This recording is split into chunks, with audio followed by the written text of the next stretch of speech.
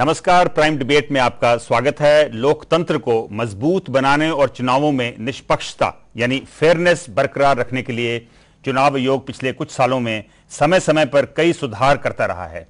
इस बार चुनाव आयोग और कानून मंत्रालय मिलकर चुनाव प्रणाली में कुछ ऐसे चुनाव सुधार लाने जा रहे हैं जिससे अपराधियों के चुनाव लड़ने पर लगाम लगाई जा सकेगी।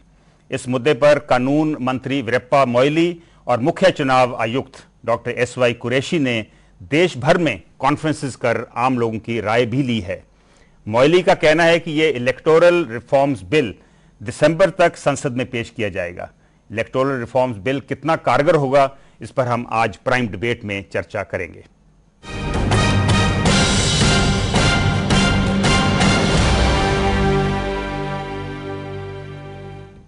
वोट पाने के लिए राजनीतिक दल किसी भी तरह के जोड़ तोड़ से गुरेज नहीं करते।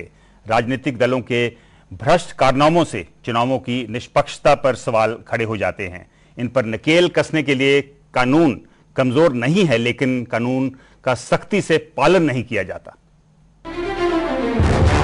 चुनाव हमारे लोकतंत्र की रीढ़। चुनाव में कोई भी अपनी दावेदारी ठोक सकता है, ठीक उसी तरह जिस तरह हमसे हमारा वोट देने का अधिकार कोई नहीं छीन सकता। लेकिन हमारी राजनीति अपराधीकरण की गर्त में धंसती जा रही है। पैसे का लालच देकर वोट खरीदे जाते हैं। नतीजा ये रहा है कि रसूखदार और दागी नेता जीतकर संसद या विधानसभा में पहुंच रहे हैं।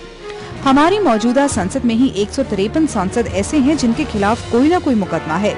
इनमें से कुछ के खिलाफ तो आपराधिक मामले तक दर्ज हैं।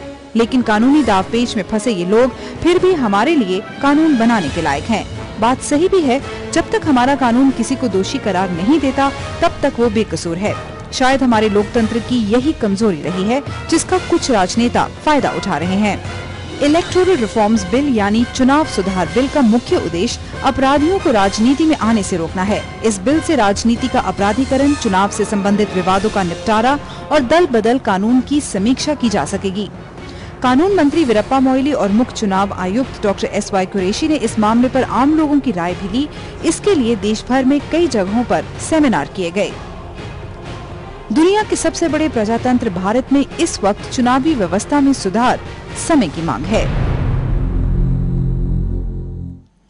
इस मुद्दे पर बातचीत करने के लिए हमारे साथ स्टूडियो में मौजूद हैं Jaskirat Singh, coordinator election watch Punjab and Haryana, Syed Nooruzama, senior editor the Tribune, Dharamvir, Haryana के पूर्व मुख्य सचिव जो अब राज्य चुनाव आयुक्त हैं, and Ravi Sharma, advocate and chairman national march, जो कि एक कॉन्स्टिट्यूशन रिफॉर्म्स पर ये एनजीओ काफी देर से काम कर रहा है। आपका इस डिस्कशन में स्वागत है। धर्मवीर जी, जो इलेक्शन कमीशन ने ये एक्सरसाइज शुरू की थी रीजनल कंसल्टेशंस की, वो पूरी हो चुकी है। गुवाहाटी में जो लास्ट कॉन्फ्रेंस थी उनकी, उसका आपके मुताबिक कितना फायदा हुआ है? नहीं, इसका बहुत फायदा हुआ है।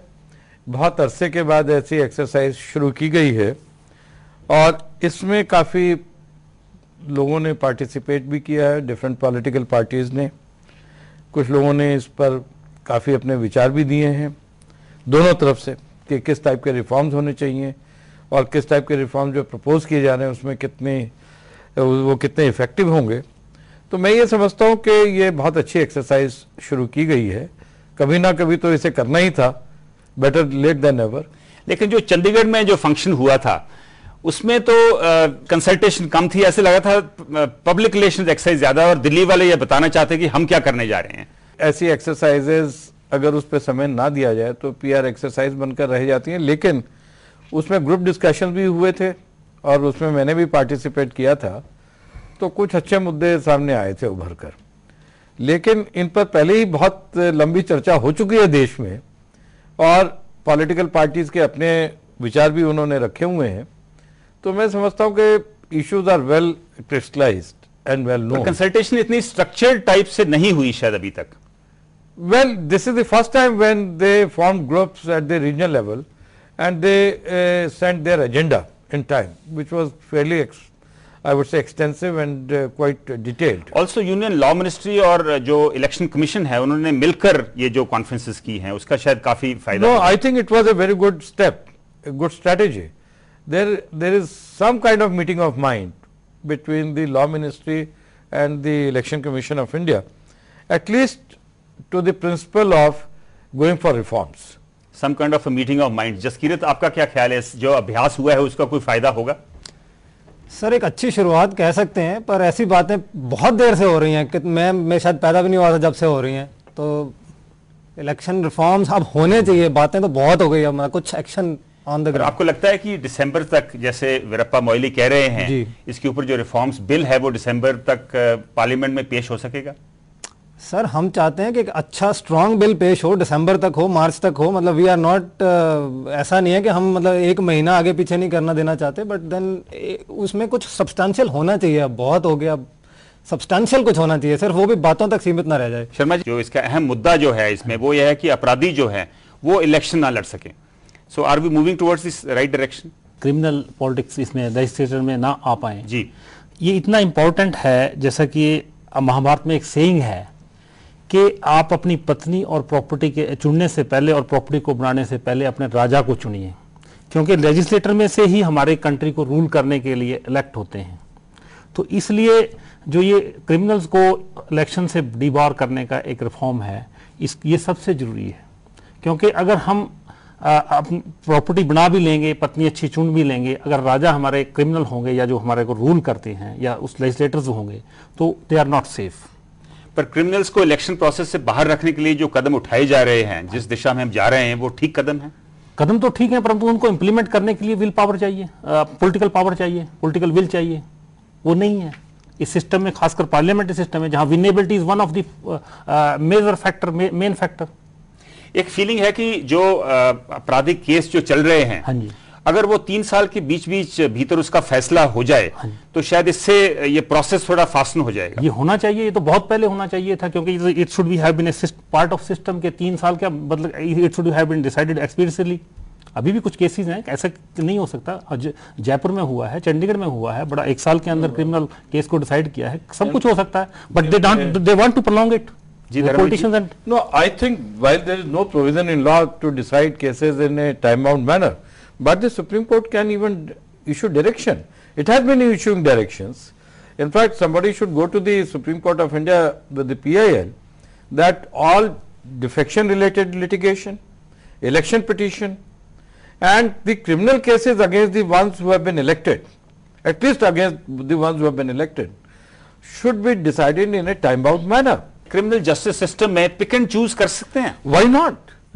There is a way out. नहीं, पिक एंड चूज नहीं कर सकते। That should be a matter of policy. Rather Supreme Court No, I'm not disputing आप that. सुप्रीम कोर्ट के डायरेक्शंस की बात करते हैं। सुप्रीम कोर्ट ने कितनी डायरेक्शन दी हैं? पुलिस रिफॉर्म्स की बात No, but supreme I court कर चुके appreciate, हैं, but क्या वो इंप्लीमेंट हुई? No, we have many cases where Supreme Court of India has come out with the direction that you decide so and so type of cases in a particular time frame. पर सरकार जजेस appoint करती है क्या? जो हैं vacancies fill up no. State judiciary is within the control of the High Courts and the Supreme Court of India. No, but state has a role to play because they right, but at least some cases will get decided in time. Some cases will get decided. नूरुज़्ज़मा, आपका क्या ख्याल है कि जिन लोगों के खिलाफ अपराध के मामले दर्ज हैं, उनको इलेक्शन लड़ने की इजाजत होनी चाहिए? उसमें ये रहा है कि वसूलन तो नहीं होनी चाहिए, लेकिन होता क्या है कि हमारा सिस्टम ऐसा है कि कई दफ़ा केसेस वैसे ज़बरदस्ती किसी के खिलाफ लगा दिए जाते हैं। तो अनलेस वो किसी का कोई कन्विक्शन है इस तरह का, या कि एक टाइम पीरियड इतने दिनों तक डिसाइड हो जाता है, अगर मान लो supposing for 3 years somebody has been put under this kind of problem, तो उसको ना लड़ने दिया जाए। लेकिन वो एक बात चलिए कि कन्विक्शन हो जाए तभी रोकेंगे, अदरवाइज तो एक दूसरे के खिलाफ चार्जेस केस लगाते। प्लान है कि 3 साल के बीच आपराधिक केसों के फैसले हो जाने चाहिए, ये आपको बड़ा यूटोपियन सा आइडिया नहीं लगता है? लगता तो है, लेकिन होना चाहिए। पर बड़ा प्रॉब्लम है, एक्चुअली प्रॉब्लम यह है कि करने वाले वो लोग हैं, पॉलिटिशियंस बेसिकली, जिनके इंटरेस्ट को ये चीजें हर्ट करेंगी। अब वो जब तक नूरुज़्ज़मा यहाँ पे पॉलिटिक्स नहीं आती है, यहाँ पे तो बेसिकली जो हमारा सिस्टम है, क्रिमिनल जस्टिस सिस्टम, उसकी डिले की बात हम कर रहे हैं। नहीं, वो डिले तो है, लेकिन ये जो सिस्टम है उसमें कहीं ना कहीं हर आदमी जो बैठा हुआ है वो कहीं ना कहीं वो पॉलिटिकली ओरिएंटेड तो है, चाहे जुडिशरी में हो या कहीं भी हो, तो वो उसकी अपनी थिंकिंग अफेक्ट करती है। अब धर्मवीर जी, जब तक सारे क्रिमिनल जस्टिस सिस्टम में सुधार नहीं आते हैं, आपको नहीं लगता कि ये एक बिट्स एंड पार्ट्स में ऐसी प्रोविजन लानी काफी मुश्किल हो जाएगी? No, I think we have to segregate these two. We cannot look at the global issues, I mean in mathematical terms, global analysis, to deal with the election reforms. we should look at the election reforms wherever we can, and the law can provide, as I said, that those who have been elected, in case they are facing any criminal cases, at least they have gone into the courts where challan has been produced, has been, and the courts must decide in a time bound fashion. So आप कह रहे हैं कि जो लोग एक बार जिनकी election हो जाती है उसके बाद उनको टाइम बाउंड करना चाहिए। हाँ, उनको, those who get elected, at least they must be decided in time bound manner. पर वो तो पर्पस तो डिफीट हो गया, वो तो एक बार पार्लियामेंट, संसद, विधानसभा में पहुंच गया एक बार तो। No, I am not saying that. All that I am trying to say that let us take a step, at least let us take a baby step. We are not even able to take that step so far. Even today, we are unable to do that. Let us take the election petitions. How many years does it take to decide an election petition in the court? मैं धरवी जी election petition के ऊपर अभी बात करते हैं। Jaskirat, election watch का इस issue के ऊपर क्या स्टैंड है? सर, हम तो ये कहते हैं कि जिसके ऊपर चार्जशीट फाइल हो चुकी है, इसका मतलब है कि court has prima facie satisfied itself कि इसके ऊपर एक मतलब केस हो सकता है। चार्जेस जो हैं मतलब उस शक के घेरे में आ चुका है ऑलरेडी। तो क्या हमारे पास और अच्छे लोग नहीं है? क्यों शक के घेरे में आए हुए लोगों को हम बेसिकली लीडर बनाएं, फिर 5 साल वेट करेंगे, रोएंगे बैठ के? और भी तो इतने अच्छे लोग हैं, उनको क्यों नहीं आगे ला सकते? जसकीरत, वो इशू ये आ जाता है कि अगर वो पॉलिटिकली मोटिवेटेड केस है, किसी के खिलाफ कोई चार्जशीट फाइल हो गई है, तो उसको अगर डीबार कर देंगे तो वो तो सर उसके लिए एक प्रोविजन, जिसका कोई पॉलिटिकली मोटिवेटेड जिसकी तरफ से केस है, वो तो उसका तो मकसद हल हो गया। बड़ा अच्छा सजेशन है कि 6 महीने के अंदर अंदर अगर इलेक्शन के पहले वो केस किया गया है फाइल, तो नहीं करना चाहिए। 6 महीने पहले क्या पता किसी को कौन who is going to get the ticket. तो I think that is enough, 6 months. उसके बाद तो इतना नहीं उसको करना चाहिए। आखिर वोटर्स का भी तो कोई राइट है अच्छा लीडर लेने का, सिर्फ उसी लीडर का तो राइट नहीं है मतलब इलेक्ट होने का। शर्मा जी, आप क्या कहेंगे कि 6 महीने से पहले अगर किसी के खिलाफ चार्जशीट फाइल हो गई है तो उसको पॉलिटिकली मोटिवेटेड नहीं मानना चाहिए? नहीं, एक ये अच्छा सुझाव है, क्योंकि इसमें उसको पॉलिटिकल मोटिवेशन और अदर उसको अलग किया जा सकता है। पर इसके लिए काफ़ी चर्चा का विषय है ये कि इसको किस तरह से इसको मिसयूज भी किया जा सकता है और इसको यूज भी किया जा सकता है। वो 6 महीने पहले ही कर देंगे अगर उनको करना होगा तो। तरवीज जी, हमें अभी ब्रेक में जाना है, आप इसके ऊपर टिप्पणी करनी चाहेंगे? नहीं, मैं समझता हूँ कि 6 महीने और 9 महीने 10 महीने का कोई महत्व नहीं है। बहुत सारे ऐसे केसेस होते हैं जो कि पॉलिटिकली मोटिवेटेड भी हो सकते हैं और इवेंचुअली दे फेल आल्सो। तो मैं सोचता हूँ कि इसका दूसरा ही एक सिस्टम होना चाहिए कि अगर किसी आदमी को बेल नहीं मिल रही साल से 2 साल से, बहुत ऐसे केसेस हैं जिसमें लोग लड़ते हैं और 6-6 महीने 8-8 महीने बेल नहीं मिलती हैं।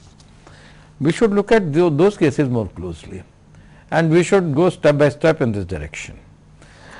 But what is important in my judgment is that all these cases of corruption, criminal cases, at least against those who are contesting the elections, they should be decided as expeditiously as possible.